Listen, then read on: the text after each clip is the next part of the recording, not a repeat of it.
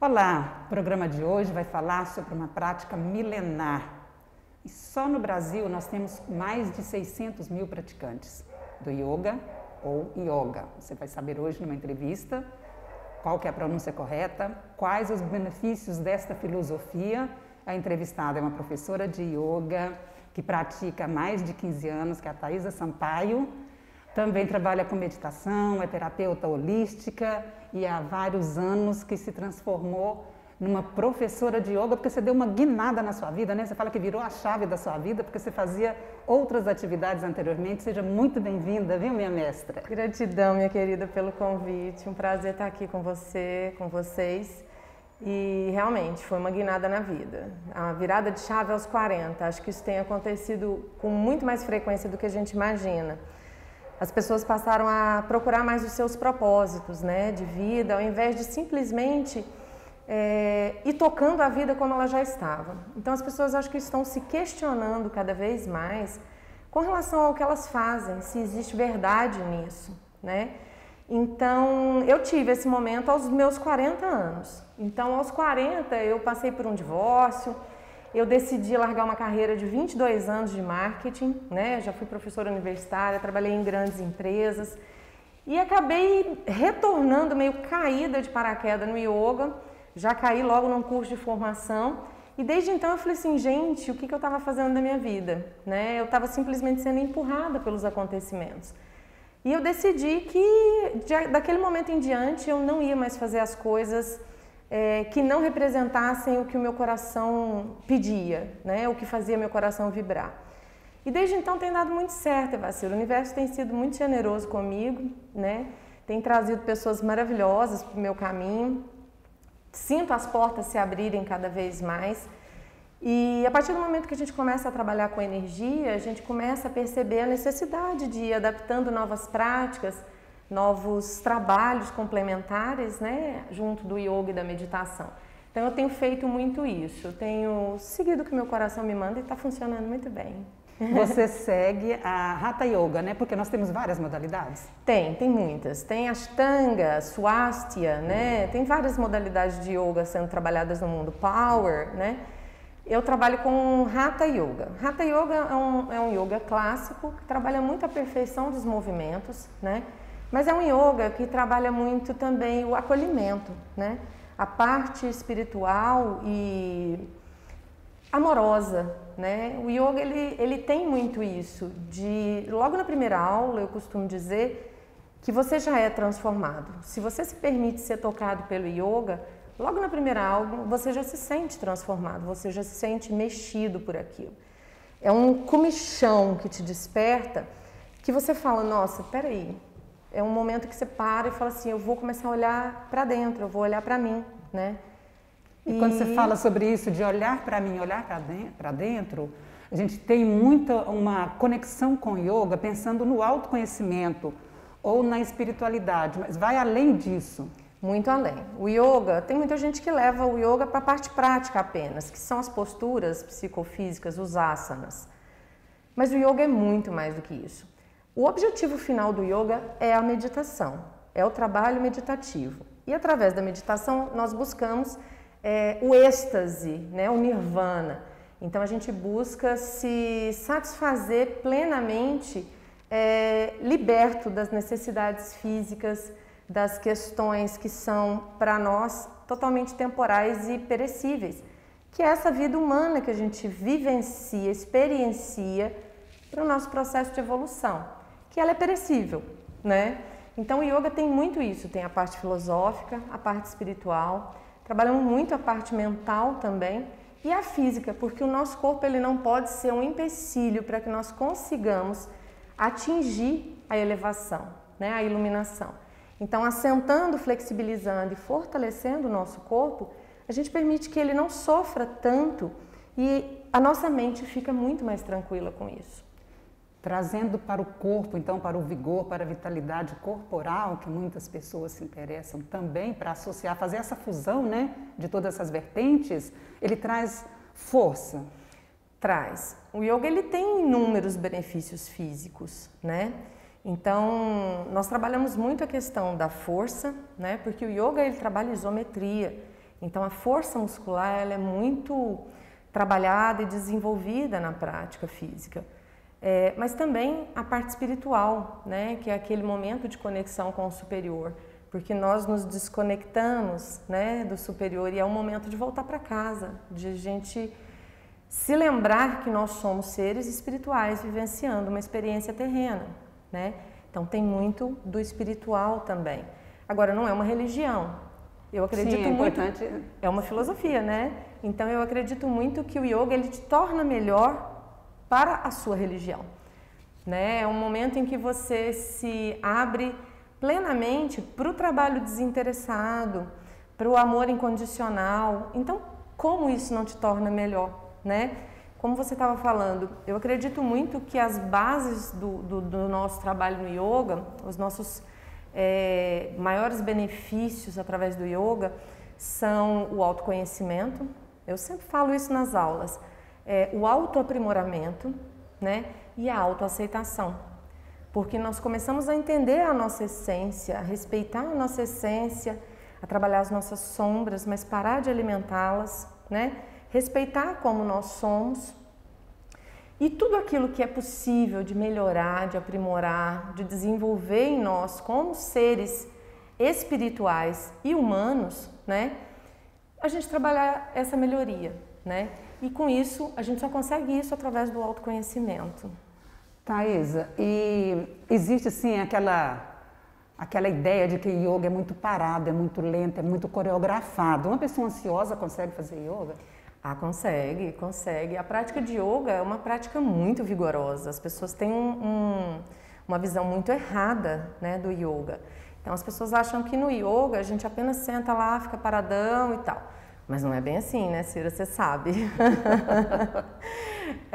A gente trabalha uma prática bem vigorosa, então a gente exige do nosso corpo bastante, né, para que ele se desafie a todo momento, né.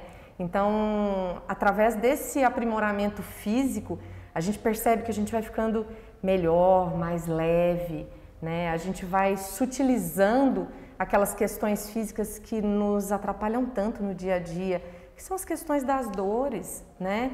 As dores, elas são um dos principais problemas nas oscilações da nossa mente, porque ninguém tem paz enquanto está sentindo dor, né? É o que a gente estava falando, ter uma coluna boa hoje em dia é ostentação. As pessoas trabalham muito sentadas, ou muito sentadas ou muito em pé. E nos dois casos, a coluna é extremamente prejudicada. E a nossa coluna é por onde a nossa energia circula livremente para beneficiar os nossos principais chakras, os 7 principais chakras. Então a coluna, ela é a base de tudo, é a nossa sustentação. E isso não é só físico, isso também é energético, né? Então, a níveis energéticos, uma coluna que é priorizada, ela te beneficia imensamente. Tem um movimento que eu gosto muito, né, que é o invertido de ombros. Estou aí tentando praticar, aperfeiçoar. Ela trabalha bastante a coluna, né? Trabalha a coluna, trabalha o equilíbrio, né? Porque é um momento em que nós sustentamos o nosso corpo de cabeça para baixo. Então, quando nós fazemos essa inversão, nós estamos dizendo para o nosso corpo, oi, vamos levar um pouco mais de sangue para o nosso pulmão, para o nosso cérebro, beneficiar outras áreas, né? Porque a gravidade, ela joga para baixo, né? E com as invertidas a gente favorece muito os processos circulatórios, né? Então, e trabalhar toda a questão do equilíbrio, ela é muito importante, porque a gente fala novamente, existe a questão física, mas existe a questão energética, espiritual, mental, psicológica. O equilíbrio, ele faz parte de tudo isso. Dentro dessa entra outra invertida, que é a invertida de cabeça. Elas têm a mesma função, né? Só que assim, são posturas diferentes. Então é onde você trabalha mais uma força na parte traseira das costas, você sustenta suas costas na invertida sobre os ombros, né? Você trabalha mais em cima dos seus ombros, o alinhamento do ombro com o tronco, quadril, pernas. Então é aquele alinhamento onde você se coloca todo sobre os seus ombros. E volto a falar, o quão significativos são os ombros, né? A gente não costuma dizer que a gente tô sentindo que eu estou carregando o mundo nos ombros. Tem muito isso, Tem muito isso, a gente não fala isso à toa, né? O que o yoga favorece nos tratamentos, por exemplo, para depressão? Nós falamos de ansiedade, vamos falar de depressão. Olha, a depressão ela é uma doença recorrente. Então, quem tem depressão, normalmente tem tendência a ter novamente outros quadros, né? Então, a pessoa sempre tem que estar orando e vigiando, como se diz. O yoga, através do processo de autoaceitação e da aceitação do outro, porque quando a gente começa a se aceitar, a gente começa a se amar, a gente também começa a ter um olhar mais amoroso com o próximo. E aí a gente começa a aceitar as pessoas ao nosso redor como são, porque muitas vezes a depressão, ela é advinda também de um fato de você não aceitar quem você é, de você não se amar, né? Não se valorizar, não se elevar. E também dos nossos processos com a sociedade, com as pessoas que nos circulam. A não aceitação, a falta de amor, né? E a gente começa a trabalhar todas essas questões, né? De resiliência, de aceitação, de limpeza, né? Das nossas crenças limitantes, dos nossos problemas do passado, né? Porque muitas vezes a gente sofre porque a gente não deixa as coisas irem. A gente não trabalha o desapego. A gente retém. E isso o yoga trabalha muito, né? Na questão filosófica do yoga, nós temos... É uma coisa muito linda de se ver, né? O desapego, né? A gente se apega àquela ofensa que as pessoas nos fazem, a gente se apega à nossa vida, a gente se apega aos nossos bens materiais, a gente se apega às pessoas que estão com a gente como se elas fossem nossa posse, né? Então, quando a gente começa a trabalhar a questão do desapego, a gente começa a entender que tudo é impermanente, que as pessoas não nos pertencem, que essa casca física não nos pertence, que os filhos não nos pertencem, né? E a gente começa a entender que tudo nos foi emprestado. E a partir do momento que a gente consegue assimilar verdadeiramente isso, de que tudo é um empréstimo divino, que serve aos teus propósitos de evolução, a partir desse momento você começa a ver a vida de uma maneira muito mais leve. E ver a vida de uma maneira mais leve, eu acredito muito que é um momento crucial para que você possa virar a chave e ser uma pessoa muito mais feliz, muito mais liberta. A saudação ao sol, ela é uma referência muito grande no yoga. Sim. E significa o que em sânscrito? Saudação ao sol, nós falamos Surya Namaskar, né? O sol, ele é muito representativo no yoga, o sol e a lua, porque são as energias. É como eu falo, a gente trabalha muito a questão das energias. É o equilíbrio, né? O sol, ele tem aquela força quente, masculina, né? A lua é a energia fria, feminina. E não existe luz sem sombra, não existe bem sem o mal, porque não existiriam pontos de referência. O feminino e o masculino que habitam todos nós, independente do nosso sexo, né? E o Surya, ele trabalha muito a nossa ligação com o Deus Sol, né? Que é uma fonte extrema de energia, de prana, como nós chamamos no yoga. E ele nos dá, né, a possibilidade de crescimento, né? Olha o que faz com as plantas, né? Sem o sol morreríamos, né, congelados. E o sol, ele é muito representativo no yoga. E o Surya Namaskar, na verdade, é uma sequência coreografada, é um vinyasa, né? Que nós coreografamos uma postura atrás da outra, né? E essa postura, ela é excepcional, porque ela trabalha quase todos os grupos musculares, ela trabalha a força, ela trabalha a flexibilidade, ela aquece o corpo. Então, se não dá tempo de fazer nada, faz Surya. E o aterramento, vamos ver inclusive aqui a prática da Thaisa fazendo o aterramento. A postura da montanha, né? Tadasana, que nós chamamos. A postura da montanha, ela nos mostra que nós somos conectados. É um momento em que nós fincamos o nosso pé no chão, trabalhamos o nosso equilíbrio, porque você permanecer com os dois pés no chão já é um desafio, né? É um momento em que você se reconecta com a terra que te abriga e você se permite sentir parte daquilo. E a montanha, ela nos mostra aquela força, aquela estabilidade. Então, é aquele momento em que você aterra, você se sente estável, firme, confortável naquele lugar, naquele corpo que você habita, né? Porque estamos onde devemos estar, vivenciando as experiências que devemos vivenciar. E isso dá para você uma grande tranquilidade, uma grande segurança. E você se percebe parte do todo, porque todos somos um, né? E a montanha, ela permite muito isso. Tirando que a troca com os 2 pés no chão e os dedos apontados para baixo, voltados para o chão, para o solo, é um momento em que a gente se permite fazer um descarrego daquelas energias densas que a gente vai acumulando durante o dia, que as pessoas vão depositando na gente, que a gente permite, porque muitas vezes a gente não sabe fazer os bloqueios energéticos. Então, pés no chão, mãos voltadas para baixo, é o momento de fazer o descarrego e a terra, por si só, faz a transmutação dessas energias e devolve em forma de energia telúrica. Então, é um momento de conexão e limpeza. Você fez um redirecionamento nas suas aulas, que eram presenciais, passou para esse modelo aí online e tem dado certo? Tem, Cira, tem sim. Eu comecei a praticar as aulas online logo no primeiro dia em que tudo fechou, né? Primeiro dia em que foi decretado que estávamos em estado de pandemia.